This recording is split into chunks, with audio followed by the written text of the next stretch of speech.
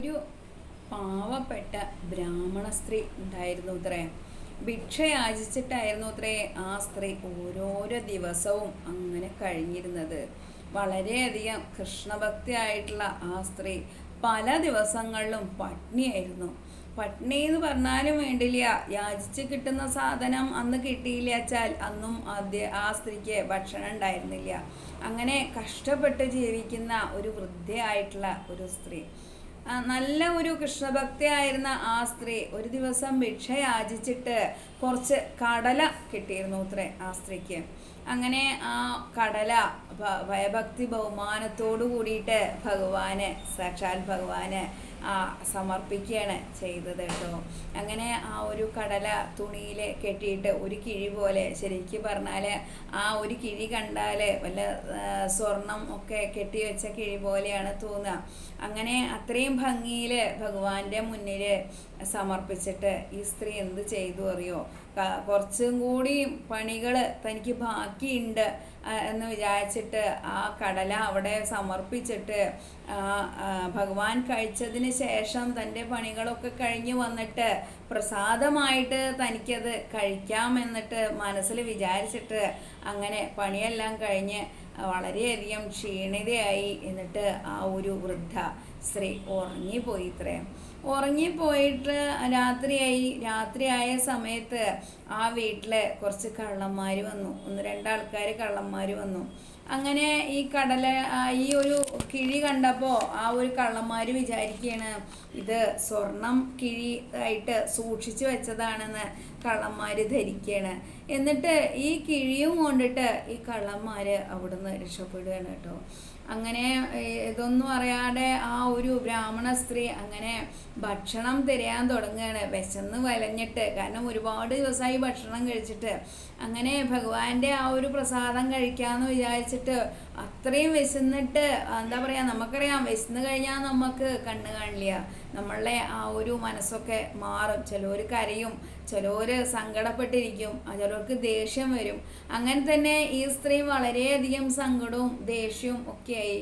അങ്ങനെ വിശപ്പ് സഹിക്കാൻ വയ്യാണ്ട് ആ സ്ത്രീ മനസ്സിൽ വിചാരിക്കുകയാണ്, എന്താ പറയണത്, തൻ്റെ ഭക്ഷണം ആര് കഴിച്ചുവോ അവരും തന്നെ പോലെ ദരിദ്രനാരായണന്മാരായിട്ട് മാറട്ടെ, അല്ലെങ്കിൽ ദാരിദ്ര്യം കൊണ്ട് പൊറുതി മുട്ടിയിട്ട് ഇങ്ങനെ ജീവിക്കാനുള്ള ഇടവരട്ടെ എന്ന് ആ ഒരു വൃദ്ധ സ്ത്രീ മനസ്സിൽ വിചാരിച്ചു ഇത്രേ. അങ്ങനെ ഈ കള്ളന്മാര് അങ്ങനെ സാന്ദീപിനി മഹർഷിയുടെ ആശ്രമത്തിലേക്കാണ് പോയത്. അങ്ങനെ ആ തങ്ങൾക്ക് ലഭിച്ചിട്ടുള്ള ആ ഒരു കിഴി സ്വർണ്ണാണ് എന്നാണ് അവർ ധരിച്ചത്. പക്ഷെ പിന്നെ അവർക്ക് മനസ്സിലായി ഇത് സ്വർണ്ണല്ല, ഇത് കടലയുടെ കിഴിയാണെന്ന് മനസ്സിലായതോട് കൂടിയിട്ട് ആ പൊതി ആശ്രമത്തിൽ ഉപേക്ഷിച്ചിട്ട് അവർ പോവുകയാണ്. എന്താണ്, കടലപ്പൊതി ആർക്ക് കിട്ടിയിട്ട് എന്താ കാര്യം, അവരത് ഉപേക്ഷിച്ച് പോവുകയാണ്. പിറ്റേ ദിവസം കൃഷ്ണനും അതുപോലെ കുചേലനും കൂടിയിട്ട് ആ ഗുരുപത്നിക്ക് വിറക് ശേഖരിക്കാൻ വേണ്ടിയിട്ട് കാട്ടിലേക്ക് പോകുന്ന സമയത്ത് ഗുരുപത്നി വിചാരിക്കുകയാണ് തൻ്റെ സ്വാമി കൊണ്ടുവന്നതാണ് ഈ ഒരു കടലപ്പൊതി എന്ന് വിചാരിച്ചിട്ട് വേഗം ആ ഒരു പൊതി എടുത്തിട്ട് കുചേലൻ്റെ കയ്യിൽ കൊടുക്കുകയാണ്. എന്താണ്, അവിടെ വിറകിന് പോകുന്ന സമയത്ത് വിശന്ന് കഴിഞ്ഞാൽ കൃഷ്ണനും കുചേലനും കൂടി കഴിച്ചോളൂ എന്ന് പറഞ്ഞിട്ട് ആ ഒരു ഗുരുപത്നി ആ ഒരു കടലപ്പൊതി കുചേലന് കൊടുക്കുകയാണ്. കുചേലന് ആ ഒരു കടലപ്പൊതി എടുത്തിട്ട് ഭദ്രമായിട്ട് തൻ്റെ അരയിൽ വെക്കുകയാണ്, മടിയിൽ വെക്കുകയാണ്. എന്നാൽ ജന്മനാൽ തന്നെ കുചേലന് ദിവ്യമായിട്ടുള്ള ജ്ഞാനം ഉള്ളത് കൊണ്ട് തന്നെ ഇത് ഒരു പാവം സ്ത്രീയുടെ ശാപം ഉള്ള കടലയാണ് എന്ന് കുചേലന് അറിയാമായിരുന്നു. ആ സമയത്ത് അങ്ങനെ കാട്ടിൻ്റെ ഉള്ളിൽ പോയി വളരെയധികം മഴ പെയ്യാൻ തുടങ്ങി. നമുക്കറിയാം കാട്ടിലൊക്കെ പെട്ടെന്ന് മഴ പെയ്യും. മഴ പെയ്യാൻ തുടങ്ങിയതോട് കൂടിയിട്ട് ഇവർ ധാരാളം ഇലകളൊക്കെ ഉള്ള 2 മരത്തിൻ്റെ മുകളിൽ കയറിയിരിക്കുകയാണ്. അപ്പോൾ കൃഷ്ണൻ ഒരു മരത്തിൻ്റെ മുകളിലും കയറിയിരുന്നു, കുചേലൻ വേറൊരു മരത്തിൻ്റെ മുകളിലും കയറിയിരുന്നു കേട്ടോ. ആ സമയം കൃഷ്ണൻ കുചേലനോട് ചോദിക്കുകയാണ്, ഗുരുപത്നി ആയിട്ടുള്ള ഗുരുപത്നിയായിട്ടുള്ള മാതാവ് നമുക്ക് കഴിക്കാൻ തന്ന കടല എവിടെ എടുക്ക്, നമുക്ക് ഭക്ഷിക്കാം, എനിക്ക് നല്ലോണം വിശക്കുന്നുണ്ട് എന്ന് പറയണ്. ആ സമയം കുചേലൻ പറയണ്, കൂട്ടുകാരാ, കടല എൻ്റെ കയ്യിൽ നിന്ന് മോഷണം പോയി എന്ന് പറയണ്.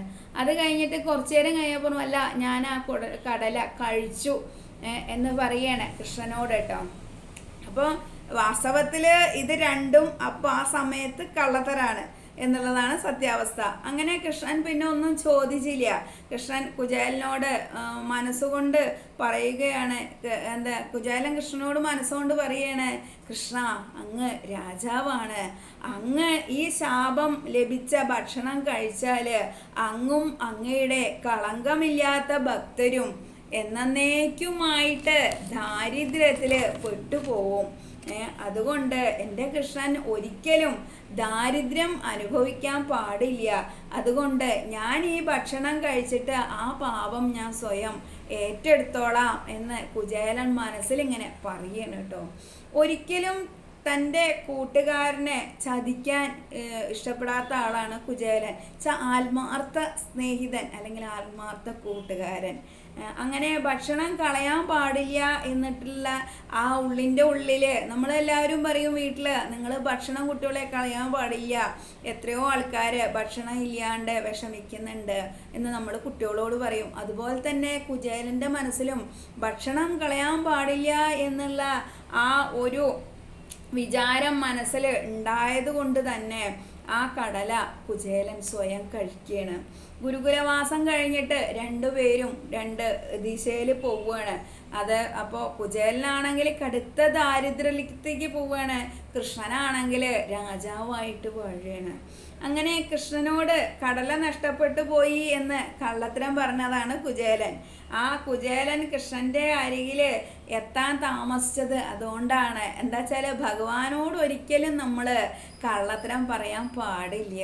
ഭഗവാനോട് കള്ളത്തരം പറഞ്ഞാൽ ഭഗവാന്റെ അരികിലേക്ക് എത്തുന്ന കാര്യങ്ങൾ വളരെ പതുക്കെയാവും. നമ്മൾ വിചാരിച്ച ഉടനെ ഭഗവാന്റെ അരികിലെത്തില്ല. നമ്മൾ കുചേലൻ്റെ സങ്കടം നമ്മൾ കണ്ടിട്ടുണ്ട്. കൃഷ്ണ, അങ്ങ് എവിടെയാണ്? അങ്ങയുടെ ദ്വാരക എവിടെയാണ്? എത്ര കാലായി ഞാൻ അങ്ങയുടെ ദ്വാരക തേടിയിട്ട് അലയുന്നു കൃഷ്ണ എന്നുള്ള ആ ഒരു കുചേലൻ്റെ വാചകം നമ്മളിൽ ഓരോരുത്തരുടെയും മനസ്സിലുണ്ട്. അപ്പോൾ കൃഷ്ണനോട് കള്ളത്തരം നമ്മളാരും ഭഗവാനോട് കള്ളത്തരം പറയാൻ പാടില്ല. ആ പറഞ്ഞു കഴിഞ്ഞാൽ നമ്മൾ ഭഗവാന്റെ അരികിലെത്തുന്ന ആ ഒരു സമയം ദീർഘമായിട്ട് വരും. അതാണ് കുചേലൻ പട്ടിണിയായിട്ട് ഇനി ഒന്നും ചെയ്യാനില്ല എന്ന അവസ്ഥയിലാണ് ഭഗവാന്റെ ആ ഒരു പാദത്തിലെത്തുന്നത്. ഭഗവാനോട് ഒരിക്കലും കള്ളത്തരം പറയരുത് എന്ന ഒരു തത്വമാണ് നമ്മളെ ഈ കഥയിൽ. അതുമാത്രോ കുചേലൻ്റെ അചഞ്ചലമായ ഭക്തി, അതേപോലെ ആ ഒരു സ്നേഹം, തൻ്റെ കൂട്ടുകാരനോടുള്ള സ്നേഹം, ഇത് രണ്ടും ശ്രേഷ്ഠമാണ് എന്നുകൂടിയാണ് ഈ ഒരു കഥയിലൂടെ നമ്മൾ മനസ്സിലാക്കേണ്ടത്. അപ്പോൾ നിങ്ങൾ ഓരോരുത്തരും വിചാരിച്ചോളൂ, നമ്മളെ എന്ത് ദുഷ്കർമ്മം അല്ലെങ്കിൽ എന്ത് കള്ളക്കളി നമ്മൾ കാണിച്ചാലും അതൊക്കെ ഭഗവാൻ കാണുന്നുണ്ട്.